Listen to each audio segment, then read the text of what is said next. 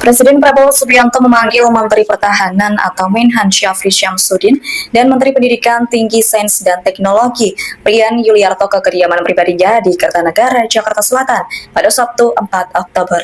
Pertemuan itu berlangsung seusai Prabowo bertemu dengan Presiden ke-7 RI, Jokowi, di tempat yang sama pada Sabtu siang ini. Iya, kalau mau melihat apakah ini berdampak baik, tentu kita harus melihat yang berdampak baik lebih kepada Pak Jokowi.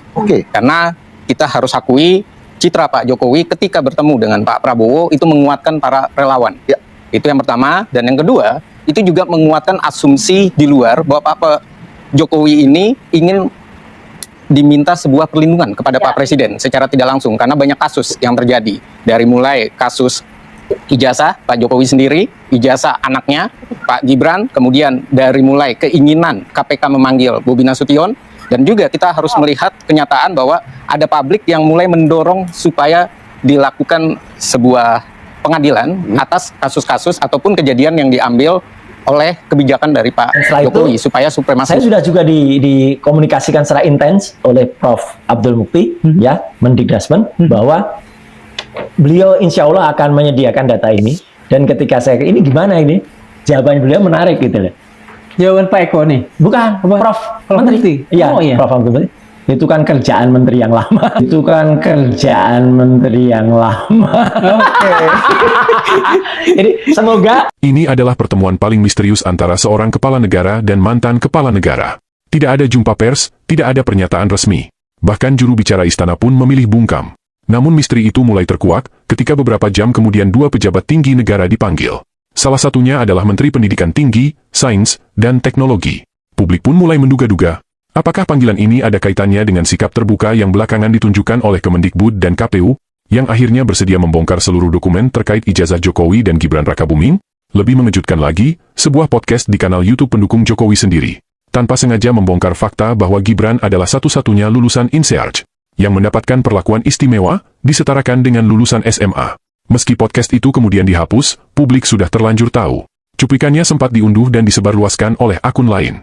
Dan kini, banyak yang meyakini, fakta inilah yang membuat kubu Jokowi dan para relawannya gelisah. Sampai akhirnya, Jokowi terbang ke Jakarta bukan untuk menghadiri HUT TNI, melainkan bertamu ke Kertanegara, kediaman pribadi Prabowo Subianto.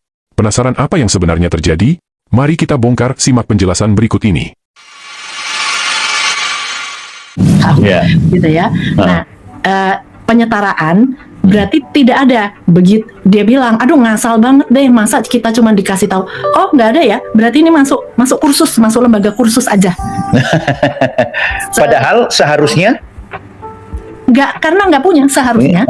Memang ini kekacauan administrasi kita di Indonesia. Jadi in a way sebetulnya saya berterima kasih sama Pak Roy Suryo teman-teman karena berarti membongkar ketidaksiapan bangsa kita dalam hal administrasi. Jadi ini kegemesan kami yang di dunia pendidikan internasional memperjuangkan penyetaraan. Ina Liem bercerita, seorang temannya yang lulusan INSEARCH di sebuah perguruan tinggi di luar negeri ditolak oleh Kementerian Pendidikan ketika hendak mengurus surat penyetaraan ijazah. Menurut Ina Liem, Kementerian Pendidikan kala itu menganggap bahwa program INSEARCH hanyalah setingkat kursus, hingga tidak layak disetarakan SMA di Indonesia. Walau kemudian Ina Liem menganggap bahwa ini adalah kekacauan administrasi bangsa Indonesia, tapi ada satu hal yang secara tidak sengaja justru membongkar sebuah fakta, dan kemungkinan karena alasan itu, cuplikan ini dihapus oleh si pembuat podcast. Ya, Ina Liem secara tidak sengaja mengakui bahwa Kementerian Pendidikan sebelumnya tidak mengakui program pendidikan INSEARCH sebagai sebuah lembaga formal yang layak disetarakan pendidikan formal di Indonesia seperti SMA atau SMK. INSEARCH sejatinya hanyalah lembaga kursus. Dan Ina Liem memastikan bahwa salah satu temannya bahkan Ina Liem sendiri juga pernah mengalami penolakan itu. Artinya apa?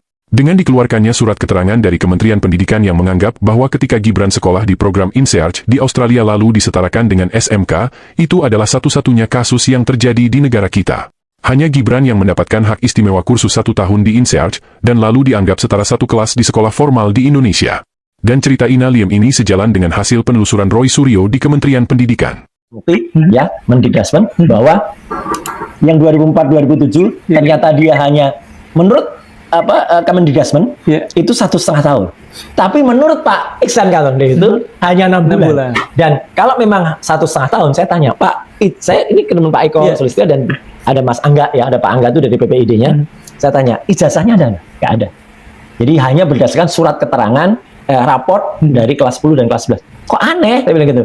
Makanya saya pun sempat mendiskusikan. Akhirnya nasib ini gimana? Gini, nasibnya minggu depan. Oke. Ketika ini sepulang kami roadshow nanti, mohon maaf, kenapa harus minggu depan? Yeah. Karena selepas dari kita ngobrol ini, saya besok harus roadshow ke Malang, ke Surabaya, untuk roadshow buku Jokowi White Paper. Ya, dan setelah itu, saya sudah juga dikomunikasikan secara intens oleh Prof. Abdul Mukti, ya, Mendikbudrismen, bahwa beliau insya Allah akan menyediakan data ini. Dan ketika saya ini gimana ini? Jawaban beliau menarik gitu. Jawaban Pak Eko nih? Bukan, Prof. Menteri. Iya, Oh, iya. Prof. Abdul Mukti. Itu kan kerjaan menteri yang lama. Oke. Jadi semoga Prof konsisten ya. Berarti kan beliau ada niat baik untuk membongkar gitu.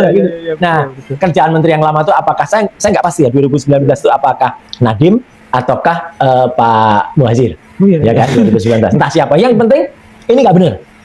Ini nggak. Dan kalau ini nggak benar, batal demi hukum dia pencalonannya karena ini benar-benar sudah tidak sesuai dengan pasal 159 Undang-Undang Nomor 7 Kalau tahun misalnya 2017. nanti Jika benar bahwa ada orang yang ditolak sebelumnya sesuai penuturan Inaliem, tapi kemudian aturan itu diubah untuk meluluskan ijazah Gibran, maka ini adalah kali yang kedua di mana aturan negara ini diubah untuk kepentingan seorang Gibran. Menariknya, jika Anwar Usman yang dianggap berjasa mengubah syarat batas usia lalu harus turun jabatan karena dianggap melanggar kode etik berat, sang menteri yang menjadi menteri ketika Gibran mendapatkan surat keterangan penyetaraan, justru naik jabatan, hanya 2 bulan sejak surat keterangan. Oke teman-teman, kembali lagi bersama saya di channel ini. Teman-teman pasti kalian sudah melihat cuplikan video di atas bahwasanya tegakkan hukum Pak Prabowo, ya, adili Jokowi dan makzulkan Gibran segera mungkin supaya Indonesia bebas dari kebohongan dan rakus kekuasaan.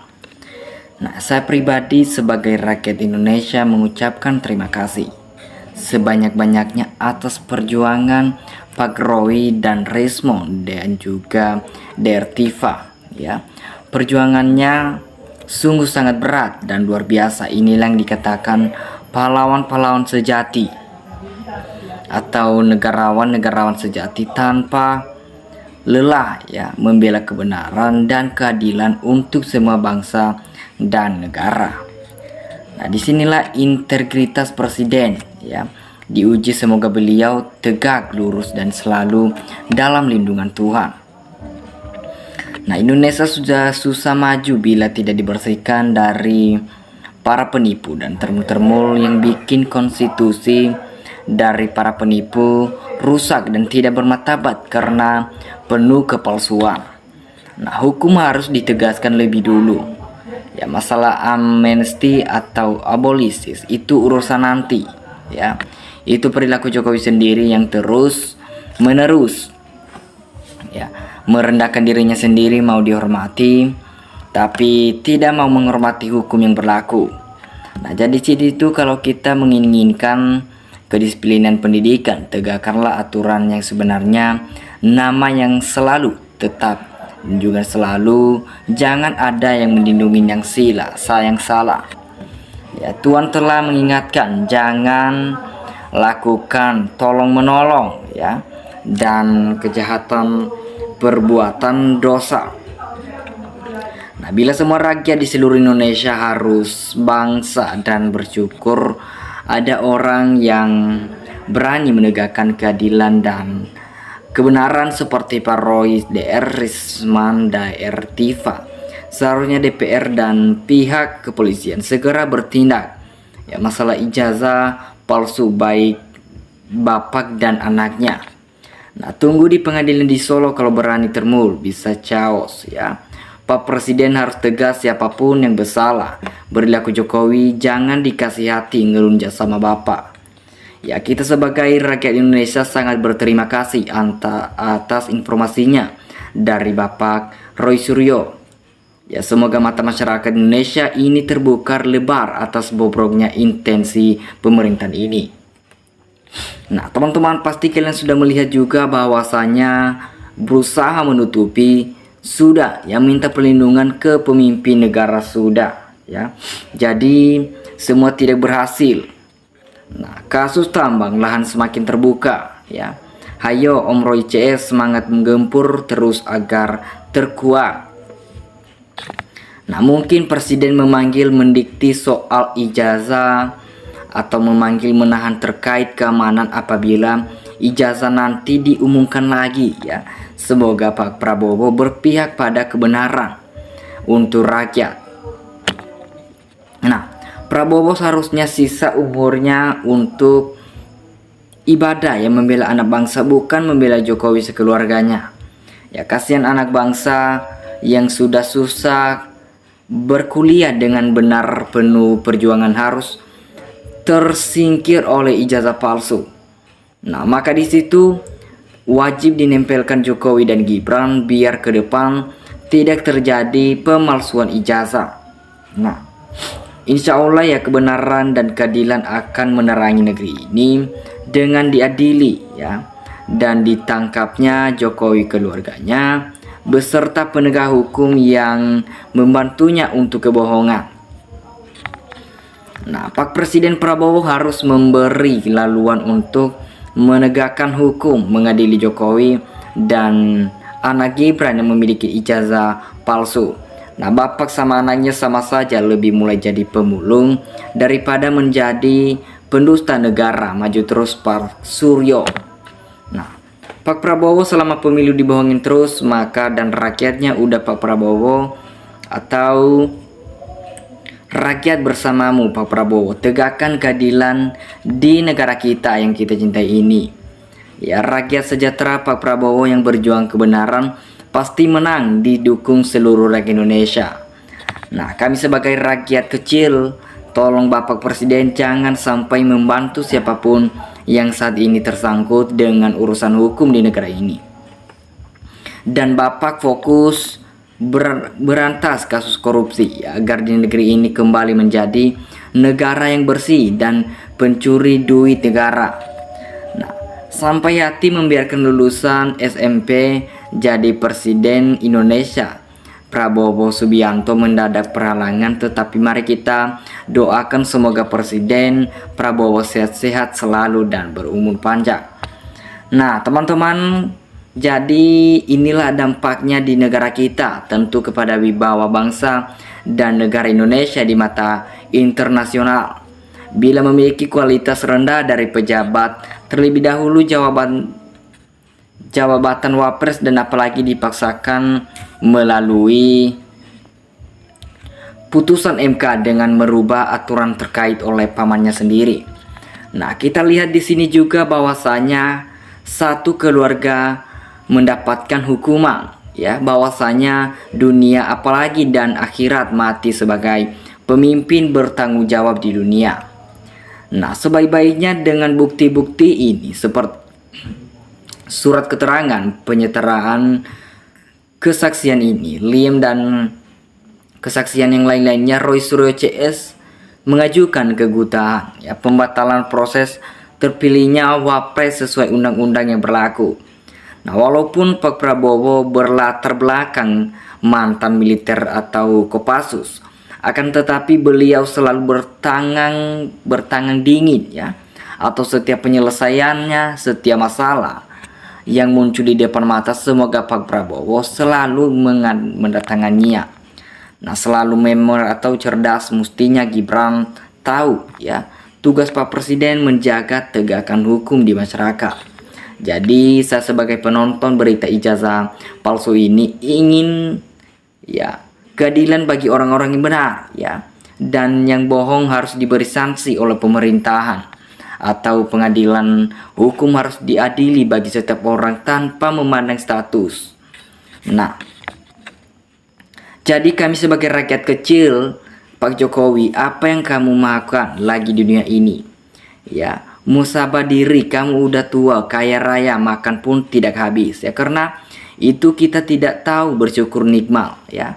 Jadi kalau Prabowo melindungi Jokowi dan Gibran, nah Prabowo biar Tuhan yang balas, karena Prabowo mau membereskan koruptor agar akarnya, karena itu janji Pak Prabowo.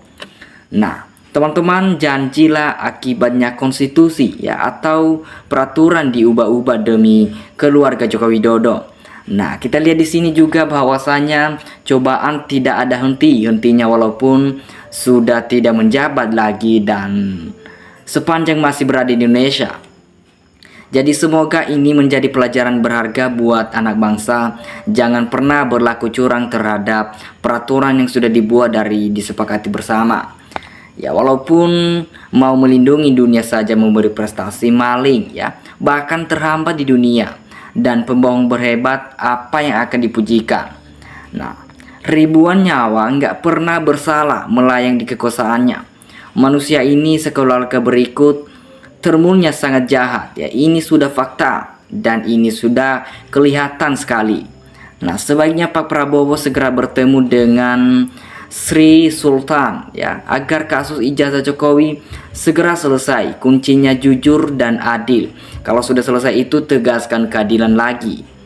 Nah, teman-teman, harusnya yang lebih marah itu Prabowo karena dia dikalahkan pilpres oleh ijazah palsu ya. Kita buktikan sudah terang benderang kepalsuan ijazah bapak sama anaknya selama ini ya. Telah menipu rakyat semua, dan jika Prabowo diam aja, fixlah dia tersandra sama Jokowi. Oke teman-teman, itu saja. Dimanapun kalian berada, kasih tanggapan kalian di dalam komentar. Terima kasih.